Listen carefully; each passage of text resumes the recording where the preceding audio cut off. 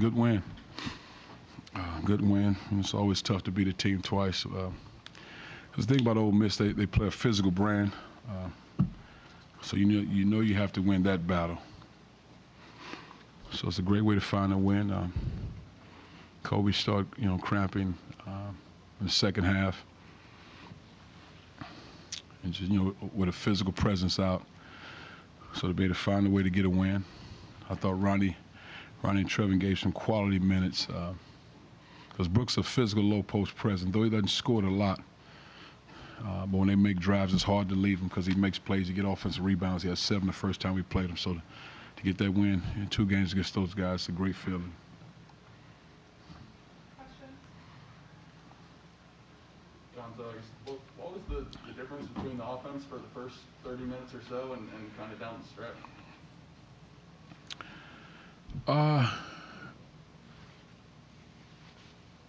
I think one, taking care of the ball because you shot 53% both halves. So you shot the ball, you shot the 3 ball well, just taking care of the ball and not trying to hold on to a victory but win the game. You got to be crisp on your drives. Sometimes certain guys probably shouldn't have the ball in their hands in certain situations like that. But we also have to continue to get better at driving the ball because that's the reason why Ronnie was able to get shots, because he was a release valve with the 5-man. Other guys, they were switching 1 through 4. And when teams switch 1 through 4, you have to have really good one-on-one players off the dribble making plays at the basket. If not, then you become a perimeter team. You're hanging on the perimeter. And that's why Ronnie was able to get a lot of action. We utilized Ronnie with whoever the 5-man was guarding, Ronnie and Kobe. We utilized him to make him defend multiple actions. So when they switch, we make plays. And I thought sometimes we played too late in the shot clock instead of being aggressive downhill. Cuonzo, you guys shot 50% from 3 tonight as compared to 20% against Vanderbilt. What kind of went into that success tonight? I mean, even outside the Vanderbilt game, we shot the ball well. I just think in the Vanderbilt game, we didn't play as Mizzou. Like I always say to our guys, the fans came to see Mizzou play the game. Outside of your family, the fans came to see Mizzou play.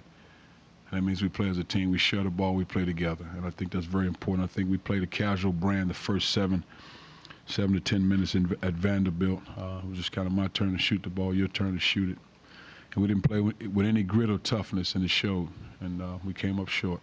Cuonzo, the emphasis on playing as a team, is it any coincidence you look at the points tonight, it's really balanced across the board, you think? That's the only way we have a chance to be successful on a consistent basis. We have to defend, rebound, and play hard.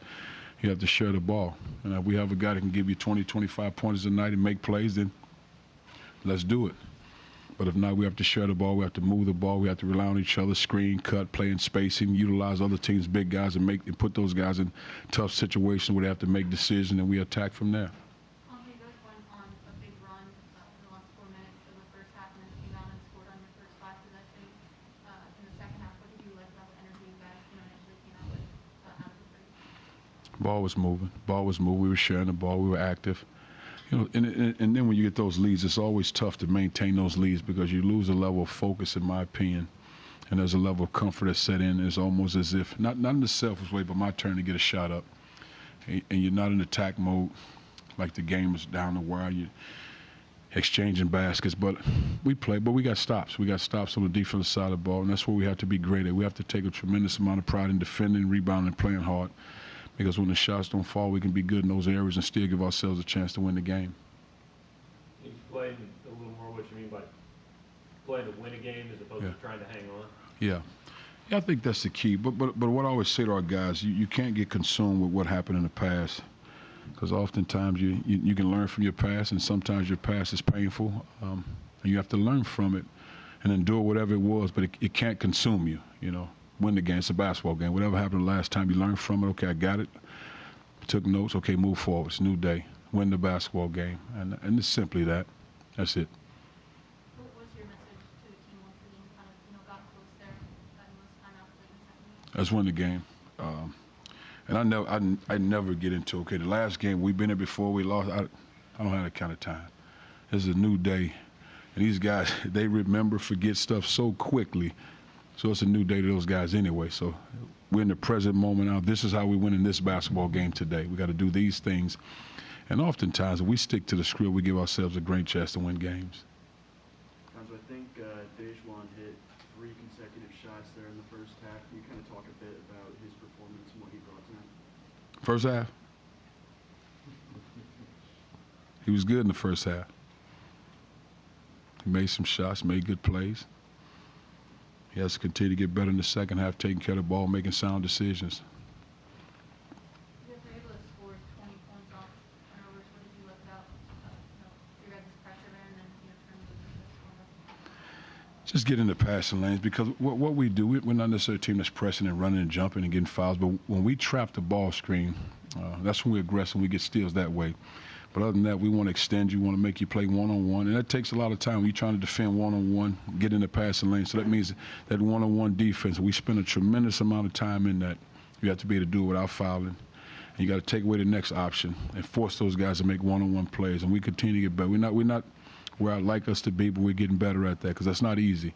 As we get stronger and we continue to get better, we'll be great at it. But get in the passing lanes, make those guys make tough decisions. The shot clock violations, is that part of what you're talking about, having the ball in the right guy's hands? Yes. Or what happened Yes. late there? Yes, but I mean, the thing, we have to move the ball again because our advantage in those situations, we force it, and it depends. We recognize who we can attack. And when I say big guys oftentimes, because big guys rarely switch actions. So we force them to make a decision. If you trap a ball screen, sometimes for us as a big, that's great. We're going to move the ball, and it's the next thing. We have no problem with that. But when they switch 5 different ways, we have a tendency to settle on the perimeter. And if you don't have a lot of one-on-one guys, they make one-on-one plays. Because if you're a one-on-one player, then that switch, okay, that's great. I got the switch. I want them at the rim.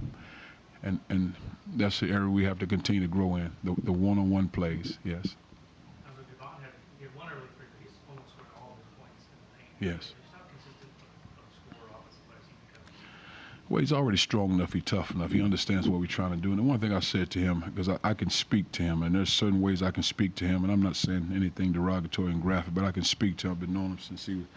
So we need to get this ball in the paint, man. We need you to be aggressive. I can talk to him. He understands my language.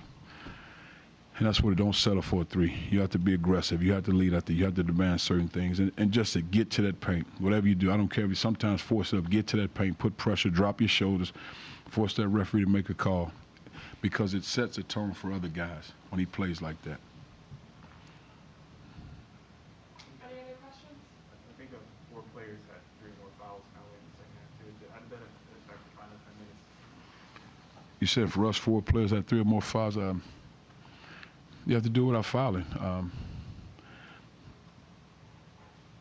Move your feet. I mean, I have to watch film to say specifically which foul, but sometimes you have to foul. Just be aggressive. Do it without fouling. Boogie Coleman fouled out. I think where he has to get better one-on-one defense, aggressive fouls. Yeah. Anton and Yaya, kind of day-to-day or long-term, or how You know, one thing I've always tried to do, and you guys heard me say this, I stay in my lane when it comes to injuries. Whatever the trainer and the doctor says, that's it. They tell me, get it here, I relay it, that's it. But I don't think they're out for the season, without a doubt. I don't. But we keep pushing forward. We got enough coaches to just step in there and make it work. We had 7 this week, so we're good. Thank you.